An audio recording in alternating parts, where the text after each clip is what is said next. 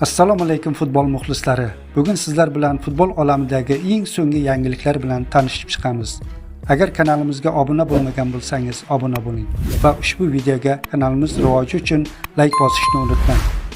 Olmaliqning Okimka klubi qishki transfer o'ynasi vaqtida navbatdagi futbolchini o'z safiga qo'shib oldi. O'tgan mavsum yarmini Qozog'istonning Turon jamoasida, yarmini Paxtakorda o'tkazgan Asqarov faoliyatini Olmaliqda davom ettiradi.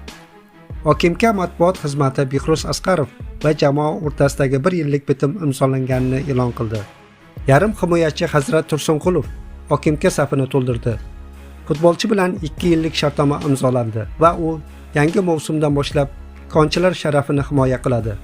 Ma'lumot uchun 26 yoshli tayanch yarim himoyachi bunga qadar Oqtepa, Metallurg, Dinamo hamda Xorazm jamoalarida to'p tepgan.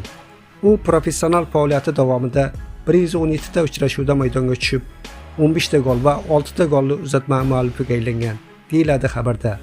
Rizespor himoyachisi Husniddin Aliqulov faoliyatini Turkiyaning boshqa jamoasida davom ettirishi mumkin. O'zbekiston milliy terma jamoasi himoyachisi Trabzonsporga o'tishi mumkin. Bu haqda Narzulla Saydullayev xabar bermoqda.